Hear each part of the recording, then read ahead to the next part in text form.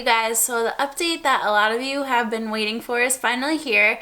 It's been about a month since I stopped taking my hormonal birth control pill, and after I made the first video I got so much feedback and a lot of you guys wanted to hear more about this and you were very interested in this topic, so here we are with video number 2. I do plan on making a couple more videos about this as I continue to go through the process and discuss the type of birth control that I'm using and all of that stuff. So there will be more chat about it just because I know that a lot of you are really intrigued by it and you want to know more and hear about how I'm dealing with this. I figured I would sit on my bed and get nice and comfy because this is like a totally personal chat with you guys, and obviously it's probably mostly women watching this, so thank you guys for tuning in. If you do want me to make a totally separate video discussing the FAM method of birth control that I'm doing, give this video a thumbs up and I will make that as the next one next week. If you have no idea what I'm talking about, I talked about it a little bit in the first video, but FAM is called the Fertility Awareness Method, and basically it's a natural form of birth control. You could actually use it for birth control or to try to have a baby, and it just really opens your eyes to how your personal cycle and ovulation works. I'm going to start off this video by just recommending 2 books that I have been referring to pretty much daily. The first one I told you guys about in the last video. It's called Taking Charge of Your Fertility. It is an awesome reference book to teach you more about how your body should work, how to use the FAM method, and it goes really in depth with all of that. The second video is one I read a couple weeks ago. It's called The Period Repair Manual. It's by Laura Bryden, and I am also referring to that one on a daily basis too, because that one kind of goes more in depth about coming off the pill and what to expect and natural ways to treat your symptoms, and it's just been really intriguing and interesting to me because none of this stuff I knew even was possible or existed, and it's been awesome to find a natural resource. She is a naturopath doctor, so if that's something that aligns with what you believe in, I highly recommend it. Even if you're unsure of it, I have kind of been unsure of it too in the past, but once I read this book, I was like, this makes total sense. So highly recommend those 2. Get them on Amazon. I'll link them in the description box if you want to read more about this topic. Obviously, this is me sharing my personal journey with you guys, and I do want to remind you that that's all this is. I'm not telling you to stop taking the birth control pill. I'm not telling you to take it or to take anything that I'm taking. This is simply my experience and what I'm going through in this journey. So the rest of this video, I'm basically just going to talk about the things that I was nervous about coming off of the pill. As somebody who took this pill for 10 years, it was a little bit scary just stopping taking it. So I'm going to talk about what I was nervous about and how I dealt with those things. So there's 5 things I think I'm going to talk about. Obviously, when you stop taking a birth control pill, the one thing that I feel like everybody gets a little nervous about, unless you're planning on doing this, is getting pregnant. We are not actively trying to get pregnant yet. So when I stopped taking the pill, that's obviously something that you're thinking about in the back of your head. It wouldn't be the worst thing in the world right now if we did. So I think that just coming off of the pill, that made me a little bit less stressed, knowing that, you know, we're married, we're 26. It's not like I'm a teenager and I don't know what I'm doing with my life and I'm gonna have a baby. So just having that in the back of my head was a little bit nerve-wracking, but if you do this FAM method correct, and if you do it right, and if you really learn and educate yourself about your body and how it's working, it is totally successful. It's just as successful as taking the pill. I know that it's kind of complicated if you're reading about it and you think, oh my god, I can never do that every day and keep track of my cycle. But for me, I think that I'd rather go about birth control in a natural way as opposed to pumping myself with any more hormones or medications or having to worry about other methods. So for me, that's what worked best. And although it was something that was nerve-wracking, you have to just have the faith in yourself to be able to chart your cycle the right way and take your temperature every day, and just make sure you're looking out for the signs that your body is ovulating. There's only a handful of days each month that you can possibly get pregnant. I didn't know that. I kind of thought that you could just kind of get pregnant any day of the week and it could just happen, but there really is only a handful of days each month for each woman that we can possibly get pregnant, and you learn about that reading these books. That kind of made me feel better about it. And then again, just making sure I'm doing this the right way to keep the chances of that happening as low as possible. The second thing I was stressed out about was acne. So I feel like I finally just got my skin under control. Last year it was crazy. I got crazy hormonal acne even though I was on the pill.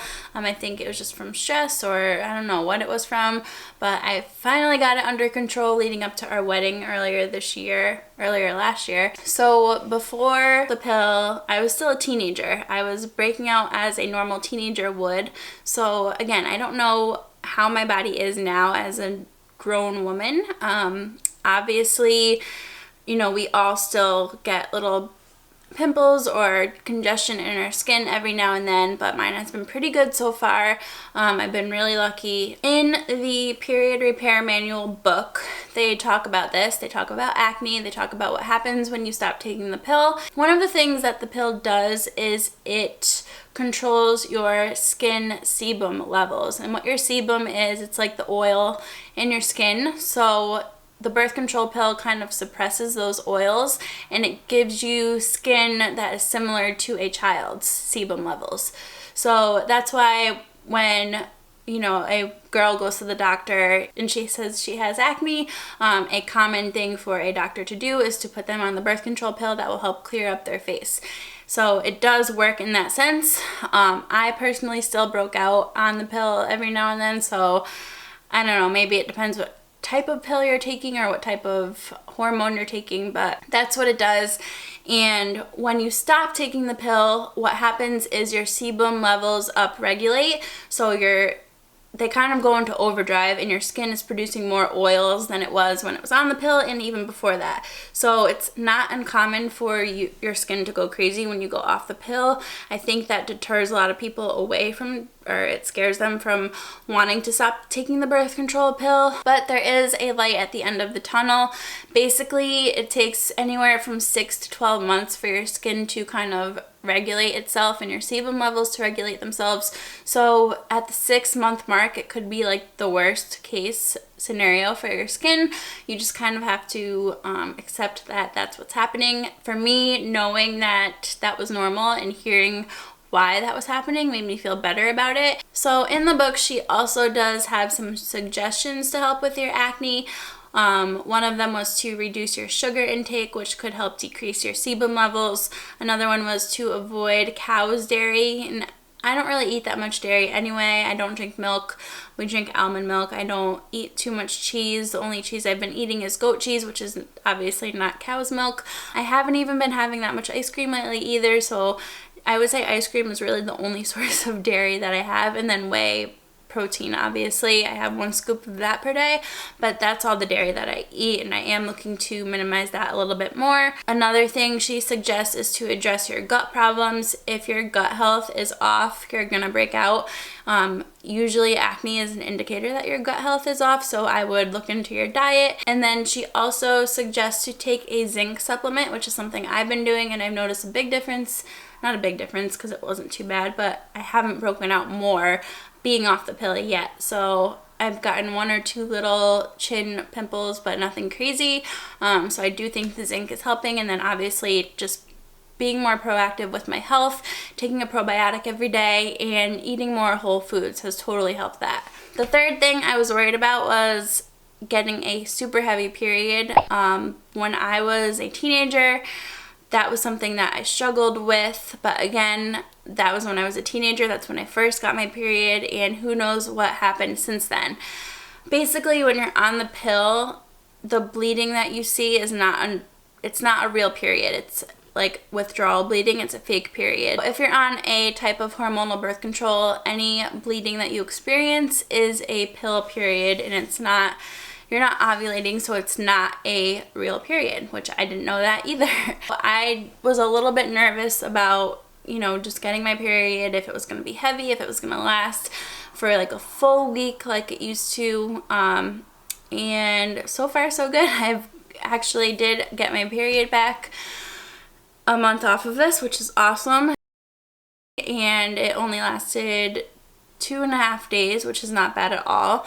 And it's completely normal. So we'll see how that continues to go. But I was pretty surprised and impressed that I got it back that fast.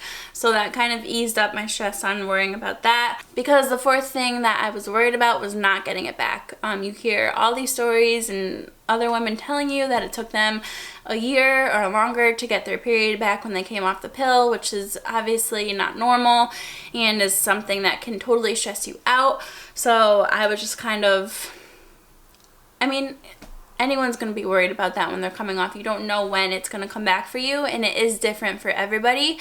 So I think that I'm super lucky that it came back that fast, regardless if it was its normal length or not. But this kind of starts, now that I got it, this is kind of the start of a new cycle, because your period is the first phase of your cycle. So we'll see how it continues over the next few months, but I'm excited and I have high hopes that it will be good. And then the last thing I was worried about was getting bad cramps or dealing with PMS symptoms, which is something 90% of women have to deal with every month.